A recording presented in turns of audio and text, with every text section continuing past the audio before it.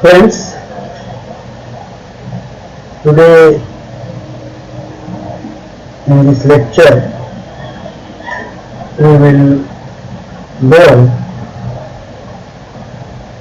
one of the important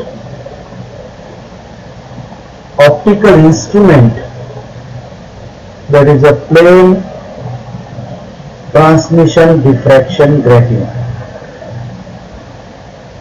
First of all, we will see what is a plane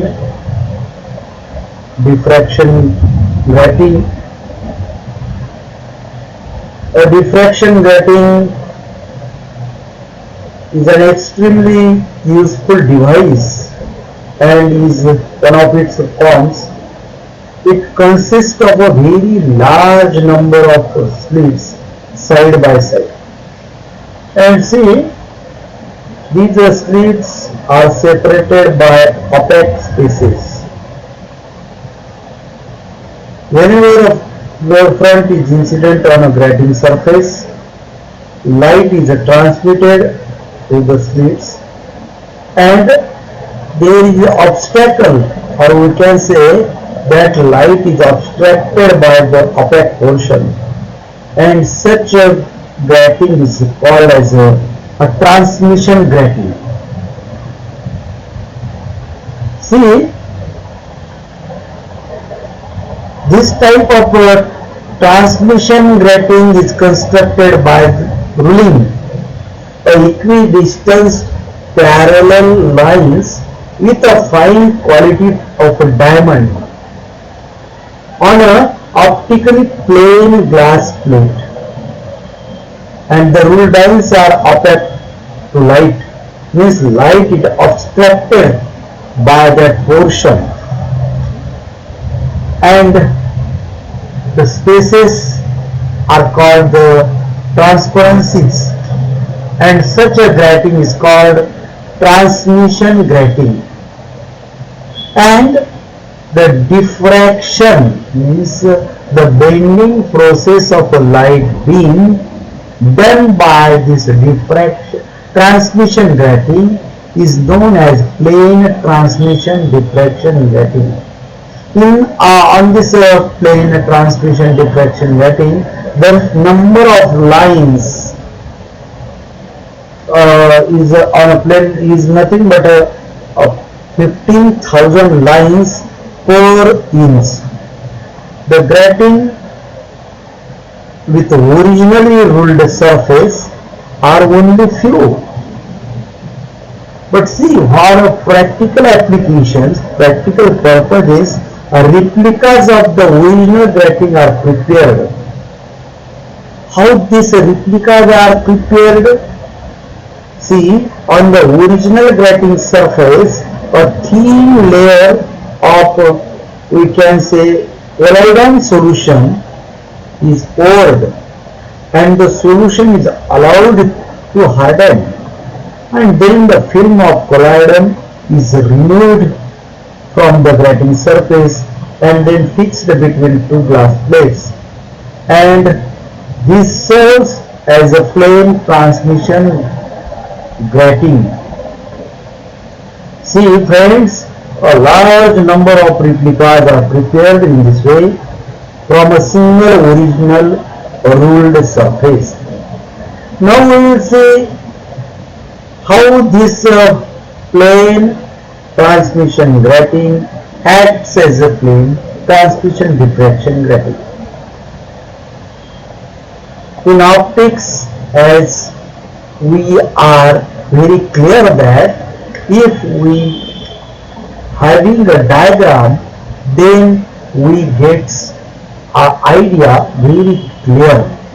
Therefore here you have to draw such a diagram on your paper, on your notebook, by the help of which you will get the idea. See here, this XY is nothing but a parallel beam of light incident normally on a grating. This is a grating XY, and see this AB. again BC opaque portion, then CD is opening, then BE is opaque. In this way, this is a collecting lens, and this light or incident beam of the source, light source, is incident on this grating XY, and that diffracted light through this transmission grating collected here. This S, who is a screen, here in this way we are getting the phenomenon. See now here AB, CD, EF are the transparent slits. Let A be the width of each slit and B is the width of the opaque portion. In the last case of a Fraunhofer diffraction at a double slit, we have discussed this matter, what is the opaque portion and all these things. Then A plus B is the distance and is called as a grating element or a grating constant. The points in the consecutive slits separated by the distance A plus B are called the corresponding points. Now we will, considering a telescope with its axis normal to the grating is placed in the path of diffracted light, then the rays which are coming out normally are brought to focus at a point O, lying on the principal axis of the lens L. All the rays reaching at O are in phase with each other, and hence the rays are reinforced to each other, producing a central bright maximum.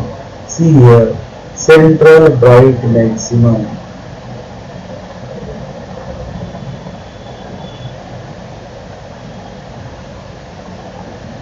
The rays diffracted at an angle with the grating normally reaches at P1 on passing through the lens, this P dash. See here, this is a P prime, this is a P1. On passing through the lens in different phases.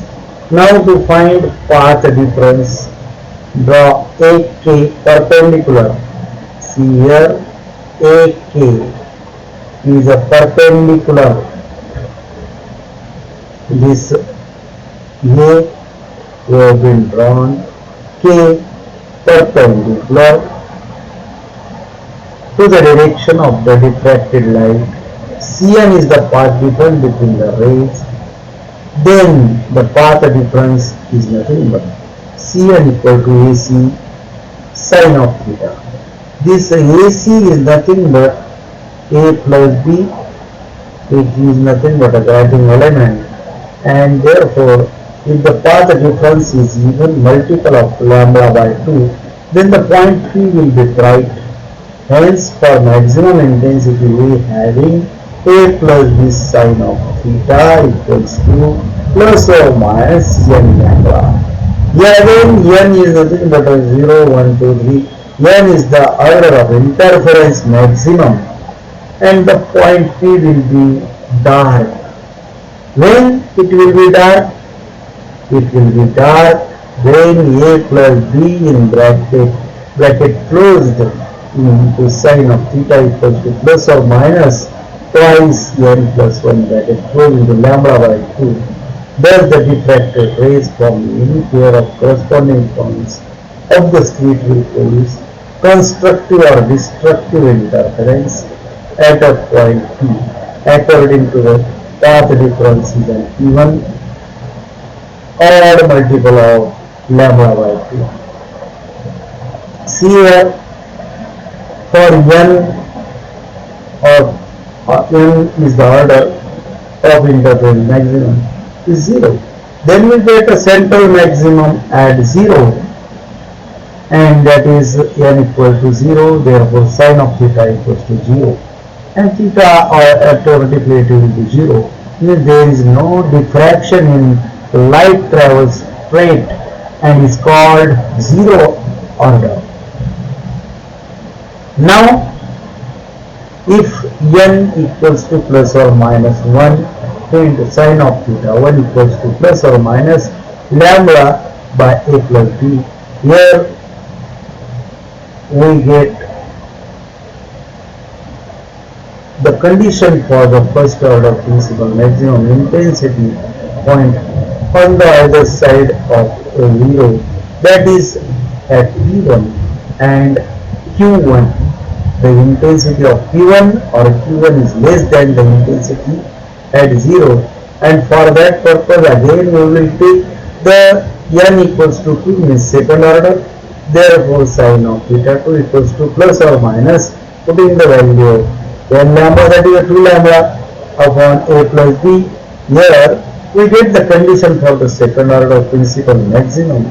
Similarly, for n equal to plus or minus 3 into sine of theta 2 equals to plus or minus 3 lambda a plus b into a plus b. This gives the third order principal maximum, and in this way we get the values. Now the figure drawn here shows the destructive and constructive interference pattern on the screen, called the central bright image here. Central bright image of the source with bright images on either side corresponding to different orders. See here friends, for n equal to 0, 0th order, we are having theta equals to 0 irrespective of lambda, and therefore if n equals to 1 order, first order we can say, and sine of theta 1 equals to lambda upon a plus b. Hence the angle of diffraction will change with the wavelength. This is very important statement friends. We have to keep in mind the angle of diffraction will change with the wavelength, and since lambda r is nothing but a greater than lambda b, therefore theta 1 r is greater than theta 1 y. Each wavelength gives rise to its own principal maximum in each order. Hence each order will consist of 0th order spectrum, and it goes on decreasing gradually on both sides of 0 order spectrum, and by which we having, that is the grating element a plus b, for grating 15,000 lines per inch, that is a plus b equals to 2.54 upon 15,000 centimeter. In this way we can calculate the value of a plus b, or we can say the width of that slit, and the opaque portion can be calculated in this way, and therefore this is a very important aspect in concern with the diffraction phenomenon, and therefore by which we are having the idea about plane transmission diffraction grating.